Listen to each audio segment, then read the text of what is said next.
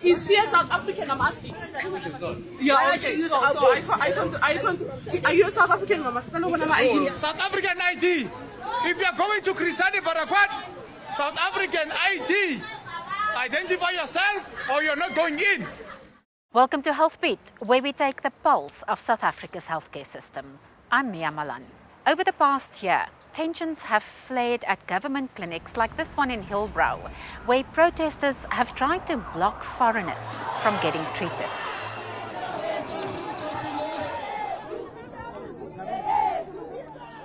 This as South Africa forges ahead with the National Health Insurance Act. Its aim to give rich and poor people access to the same health services.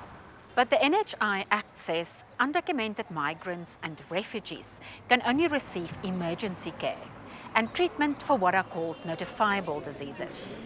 These are diseases that doctors have to report to the health department, along with the names of whoever they've diagnosed.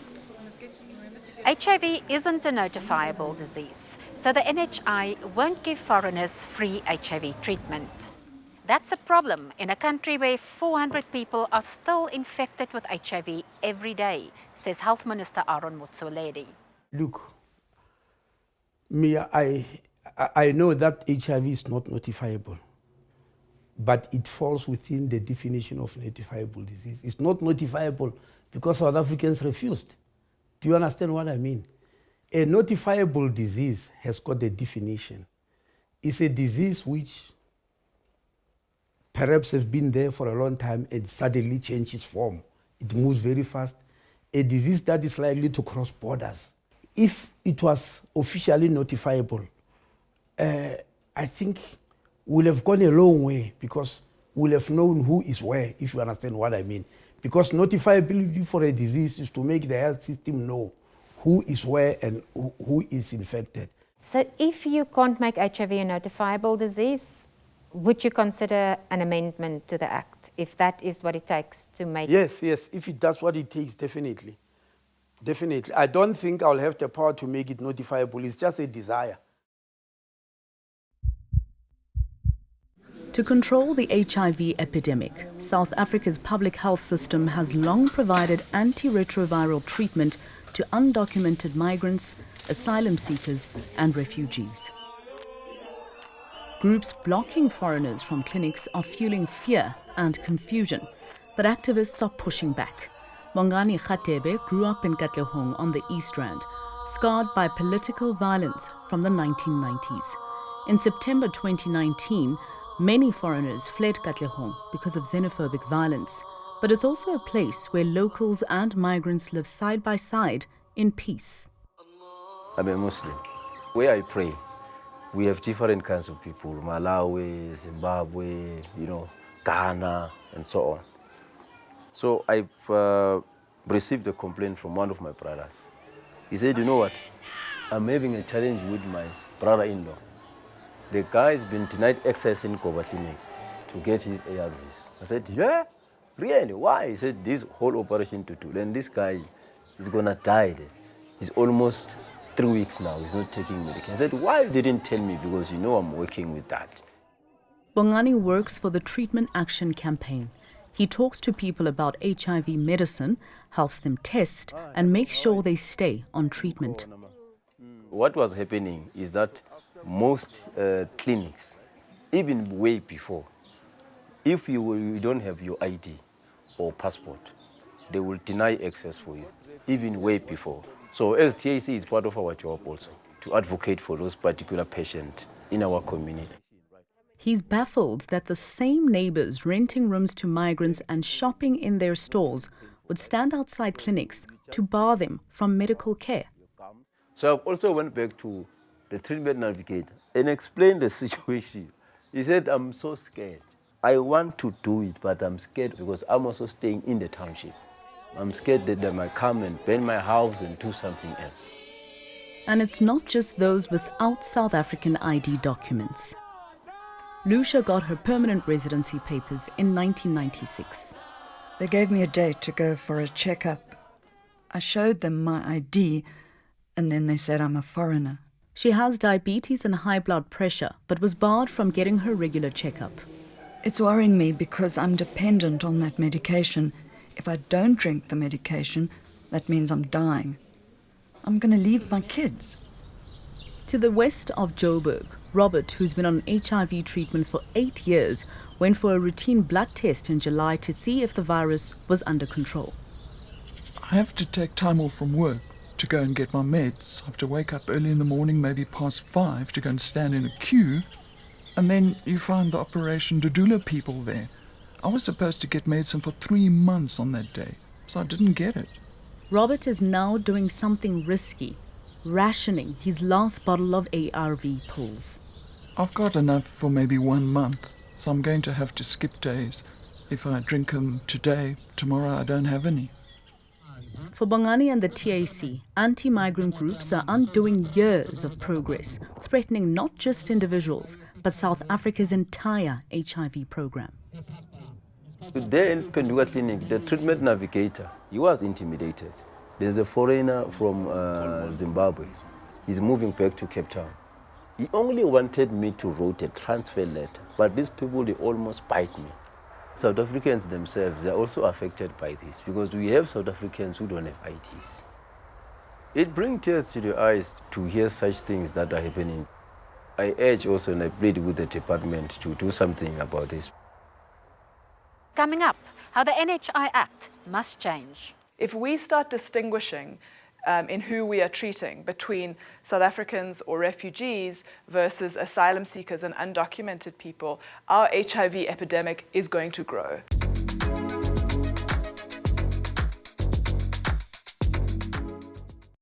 Welcome back. The NHI is now law, but as things stand, not everyone will be covered when it rolls out. At the Public Interest Law Centre, Section 27, Sasha Stevenson is leading the push to change the Act to give everyone who lives here access to the same health services.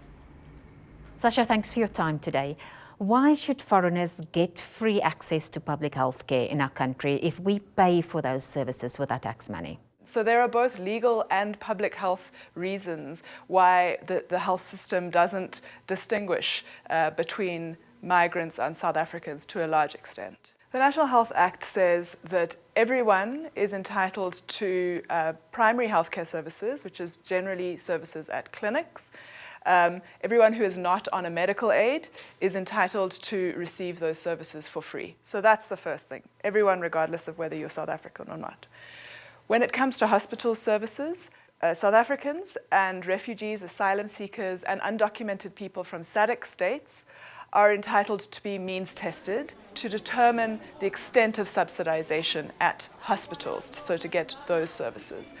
And then when it comes to services for HIV, there are various revenue directives from over the last many years that make it clear that we shouldn't be distinguishing between people essentially with IDs or without when it comes to HIV services. And then finally, pregnant and lactating women, so pregnant and breastfeeding women, and children under the age of 6, unless they are on medical aid, are entitled to free healthcare services at both clinics and at hospitals. So how does it work if you access a healthcare clinic without an ID? Because my understanding is that generally you need a form of identification, right? You do, and of course it makes it much easier, and it's important that we keep those records. But there shouldn't be a blockage to accessing services. If somebody doesn't have an ID, whether they're South African or not, they should be able to show their identity in other ways because of the public health consequences of having some people not treated within a community. If we look at the future of healthcare in South Africa under the NHI Act says that people who are undocumented and asylum seekers won't be able to access HIV services. Why is that? That's right. There's no good reason for that. In fact, it's a disastrous decision. South Africa has the biggest ARV program in the world. And we have the biggest ARV program in the world both because it's been fought for by activists and because we need it, because we have such a high burden of HIV. If we start distinguishing in who we are treating between South Africans or refugees versus asylum seekers and undocumented people, our HIV epidemic is going to grow. At the moment, anyone is able to access services for HIV, whether that is testing or counselling or treatment. Under NHI, the plan is to draw those services back. That's regressive. In the Act, it says that only notifiable diseases qualify for free treatment when it comes to certain groups of people.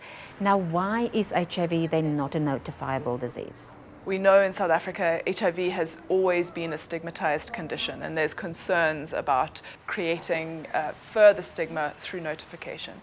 But the other thing is that our surveillance systems around HIV are already fairly advanced. We already have really good processes for the testing and the treatment of people living with HIV, for ensuring that if someone drops off treatment, that they're brought into treatment. So we don't need the condition as it stands to be a notifiable condition. And that's why HIV isn't listed amongst notifiable conditions, although other conditions like tuberculosis are. Section 27 is clearly not happy with the NHI Act as it stands now, particularly the section that pertains to foreigners. What are you doing to change that? So Section 27, together with its partners over the last 10 years, has made a slew of submissions on the various iterations of the NHI bill, from the white paper to the 2 versions of the bill and to the regulations that have recently been published. And again, we've raised concerns about elements of the bill and now the Act that are unconstitutional, and that in particular will risk disadvantaging further the vast majority of people in South Africa who use the public healthcare system. We have been instructed by the Treatment Action Campaign to intervene as an amicus curiae, so a friend of the court, in one of the challenges to the NHI Act, the SAMA case. And then the concern that the Treatment Action Campaign has is related to population coverage.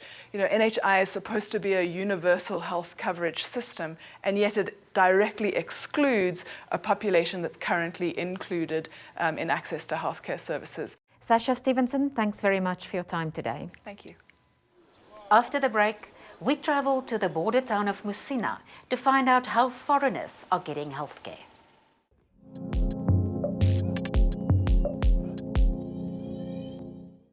You're watching Healthbeat. We're looking at how the NHI Act plans to accommodate foreigners who need HIV treatment. Our Healthbeat team travelled to the border town of Musina in Limpopo to find out how the Provincial Health Department deals with the flow of foreigners. Musina, a border town and a frontline in the fight against HIV. Known for mining, its economy also relies heavily on migration. Harmon Moyana heads the local Red Cross. Our grandfathers migrated from part of Mozambique, Zimbabwe, Malawi for greener pastures when they came in to work in the copper mine back then. Some acquired the permanent residence, some they already have families around here. They crossed through our port of entry at Bedbridge. I can say it hosts more than thousands of people across Bedbridge every day. The trade that moves goods between Musina and Zimbabwe keeps the town's economy alive, but it can also overwhelm local hospitals and clinics. Fulufelo Munyai manages the Musina hospital budget. When the patient arrives at the hospital, they open the file for them. They must come with the ID, proof of income. With the foreign national, they must bring their passport or permits. So with the foreign national, we experience problems because when they arrive here, they don't have a permit, they don't have a passport, and we can't turn them back, meaning we have to open the file for them. Most of them, they give us the false name, the false address, and on top of that, they will say they don't have money to pay. So we have to help them without paying, meaning we are not going to recover that money. The blood is the expensive one. They come here for blood, and we can't deny them that service. For nursing manager Johanna Davana, missing or incomplete patient records mean having to start from scratch each time. For an example, we have got the guidelines, the maternity guideline that says if you had a previous Caesar, You go straight if maybe there is no doctor. Because we don't have such, then they have to go for cesarean section again. But you find out that person doesn't have any document. Even on the issue of chronic disease, chronic treatment that they have to collect, we have to continue from somewhere, which means continuity of care now is facing that challenge. In the wards, Johanna sees patients whose HIV treatment has failed, coming back only when they're very sick. I don't know how I'm going to solve it, that the pregnant mother who is in labor will just walk from that other side to come this side. And it's just sometimes we are lucky not to have those complications. But sometimes it's tough. Social worker Faith Ngari runs Future Families, which helps people living with HIV, displacement and abuse. The US cuts to HIV prevention funding have thrown HIV services into disarray. We'd had a dialogue with the sex workers here, and one of the things they mentioned was when the USAID supported clinics were open, they were not requiring any documentation. So they would go and open a file with whatever name, whatever date of birth. Then the person can go back to their home country and get a passport, for instance, or an ID. So when they return being a different person. And therefore there was that discrepancy. For those not seeking medical care or trading, Musina is just a stop on the way to Gauteng, the place of gold. The search for work there pushes people to take risks. 19-year-old Charity crossed the Limpopo River by boat. I wanted to work, but when I found work as a housekeeper, I got into trouble for being pregnant. I tried my best to go to the hospital in Musina, the big one, but they asked me, "Where's your passport?" I said, "I left it at home." The Musina Catholic Women's Shelter is for those who need assistance once across the border.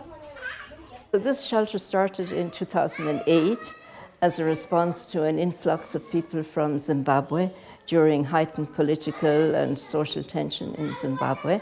We thought that it might continue for a few years, but it's still here 15, 20 years later.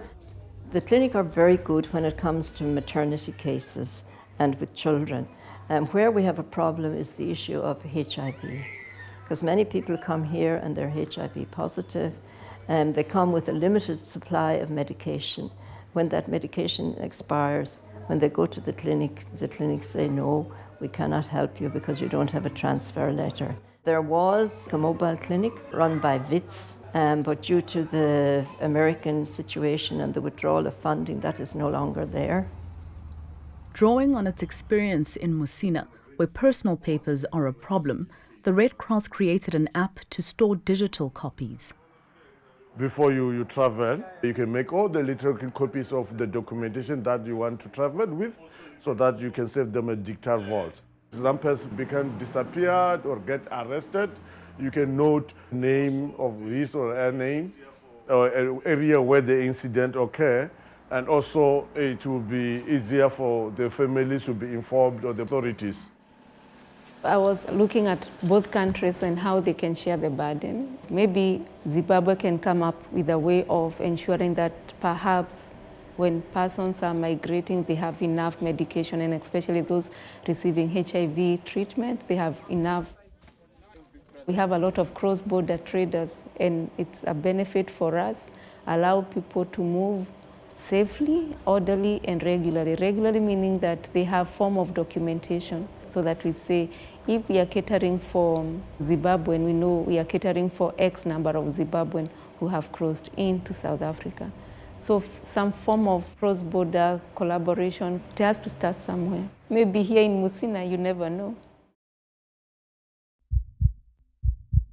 I'm joined by Shiran Ekambiram, head of the Refugees and Migrants Rights Program at Lawyers for Human Rights. Shiran, thanks for your time today. Operation Dudula and other groups who block patients, it's obviously illegal to do that. Who should take responsibility? What we are witnessing is a collusion by law enforcement, immigration officers, and the South African police services who stand by and don't ensure that our laws and policies are respected. So what Operation Dudula is doing is a criminal offense. to block even emergency entrance to a place like Addington Hospital in KZN. That's what we are witnessing. And the police should be asking them to move away because they're gathering outside a public health institution. But I think the responsibility lies with management of public health facilities, hospitals, clinics, should ensure that no one is blocked from entering their facilities. And we see that this is not being done. And we're having, individuals from Operation Dudula just randomly asking anyone to show them their ID, and that's definitely unlawful. Very reminiscent of the Dompas system under apartheid. If you didn't have an identity document, you were refused, and we know that there are probably about 700,000 people at the moment, South Africans, who don't have an ID, who've had their IDs blocked or who are struggling to get IDs. Our healthcare team recently traveled to Musina, and that was one of the most common problems that came up. Foreigners, people from Zimbabwe who just don't have IDs. Why is it so difficult to get documents in South Africa? A contributing factor is institutionalized xenophobia, where it's assumed that any foreign national coming from the African continent is lying about their reasons for coming to the country. So you're having people coming from the DRC, from Somalia, even people coming from Gaza who cannot access the asylum system. And so they remain undocumented and at risk of being arrested and have no legal documents to be in the country. With respect to people coming from the neighboring countries, I think in particular, in Zimbabwe, it costs about $250 to get a passport. You have taken people like the Premier of Limpopo, Poppy Ramatuba, to the Health Professions Council when she, about 2 to 3 years ago, spoke very harshly to a Zimbabwean woman patient, and that was circulated on social media. You speak Shona, and then how do you find yourself in Vila Vila and Malala when you are supposed to be with Munangago there? You know he doesn't give me money to operate you guys. Killing my health system. Instead of using the budget for what it's meant for, I'm operating for what Munangagwa is supposed to do. So, says, you won't be discharged until you settle your bill. You must charge him. What progress are you making with that case, and how important is it to do that? It is very important. She is first and foremost a medical doctor, and she has taken a Hippocratic oath about how she will conduct herself as a medical doctor. The Health Professions Council found that her behavior contravened how she should be behaving as a medical doctor. There has been a disciplinary hearing because she challenged that finding, and it has been going on for 2 or 3 years. It's at huge cost, obviously, to the taxpayer, because every time there's a hearing, there's lots of costs involved. But there is, at the end of the day, I'm hoping that justice will be served. It's still ongoing. Now, leaders like that, and other leaders too, who have xenophobic sentiments, that filters down to healthcare services on the ground. We have the minister, Aaron Motsoaledi, making unsubstantiated statements that our public facilities are flooded by migrants. Now, if you do the maths, there's about 3 million foreign nationals in our country, international foreign nationals from the African continent predominantly. And we have a population of 65 million people from the last census. So it's not plausible to have that tiny percentage flood public hospitals. And I think that in scapegoating the migrants, then our attention is detracted from the corruption and mismanagement that is taking place, in particular in the Department of Health. There is enough evidence around corruption in our country that is the real cause of the crisis of service delivery, the crisis of unemployment, and the crisis of quality healthcare in public health institutions. Shiran Ekambaram, thanks very much for your time today. Thank you. That's our Healthbeat program for August. Send us your thoughts at health@advocacy.org. Goodbye.